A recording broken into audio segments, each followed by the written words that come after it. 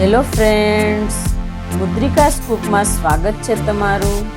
આજે હું તમારી સાથે શેર કરીશ એકદમ નવી જ રીતથી બટાકાનું ગ્રીન શાક। આ શાક જોતાં જ ખાવાનું મન થાય એવું બને છે અને બનાવવું પણ એકદમ સહેલું છે। તો ચાલો બટાકાનું ગ્રીન શાક કેવી રીતે બનાવવું તે જોઈએ।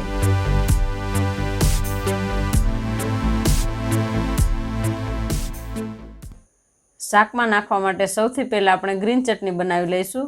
તો તેના માટે મેં અહીંયા ધાણાને ઠંડા પાણીમાં નાખીને રાખ્યા હતા, એને મિક્સર જારની અંદર એડ કરીશું। હવે મેં અહીંયા 2 તીખા મરચાં લીધા છે, એ આમાં એડ કરીશું। 2 મોળા મરચાં એડ કરીશું। 1 આદુનો ટુકડો, 8 થી 10 કળી લસણ, અડધી ચમચીથી ઓછું મીઠું, અડધી ચમચી શેકેલા જીરાનો પાવડર અને અડધા લીંબુનો રસ। હવે પેસ્ટનો ગ્રીન કલર જળવાઈ રહે એટલા માટે આઈસ ક્યુબ એડ કરીશું। હવે 1 ચમચી તેલ નાખીને મિક્સર જારની અંદર પીસી લઈશું। એકદમ સરસ પેસ્ટ તૈયાર થઈ ગઈ છે। હવે આપણે બટાકાનો શાકનો વઘાર કરી લઈશું। તો તેના માટે 1 ચમચા જેટલું તેલ લીધું છે। તેલ ગરમ થઈ ગયું છે। હવે અડધી ચમચી રાઈ એડ કરીશું।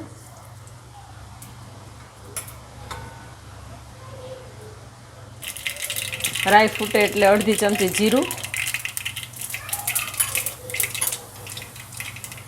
8 થી 10 મીઠા લીમડાના પાન,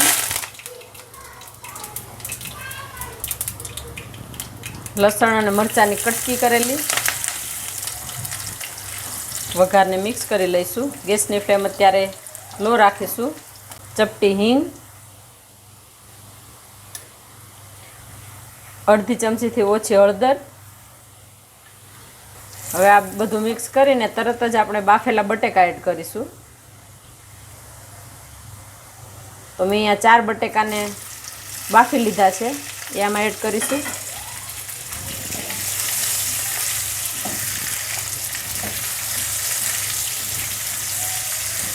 બટેકાને તેલમાં આ રીતે સાંતળી લઈશું।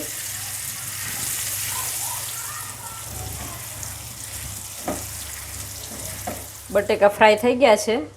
હવે આપણે એમાં ધાણા એડ કરીશું। તો અહીંયા આપણે ધાણા થોડા વધારે નાખીશું એટલે એકદમ સરસ ગ્રીન કલર આવે।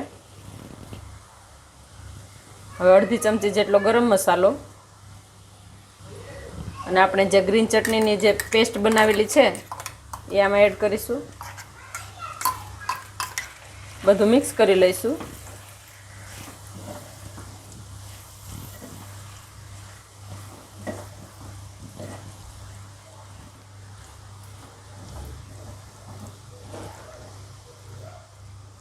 મિક્સ થઈ ગયું છે।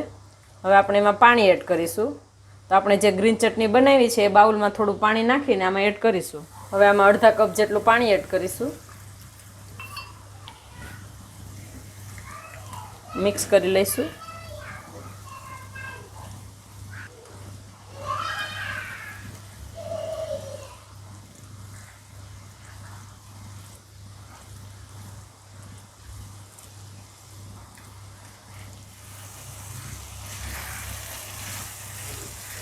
જો તમારે અહીંયા લીંબુ નાખવું હોય તો તમે નાખી શકો।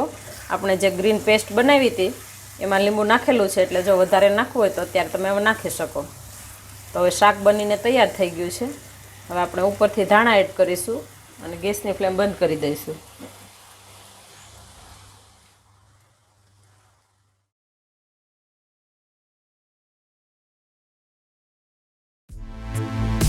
તો બનીને તૈયાર છે બટાકાનું ગ્રીન શાક।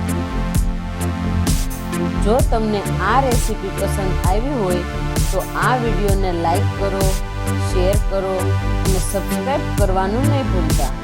આ રેસીપી કેવી લાગી તે કમેન્ટ કરીને જરૂરથી જણાવજો અને હા, બેલ આઇકોન જરૂરથી દબાવજો જેથી અમારી નવી રેસીપી સૌથી પહેલાં તમને મળે।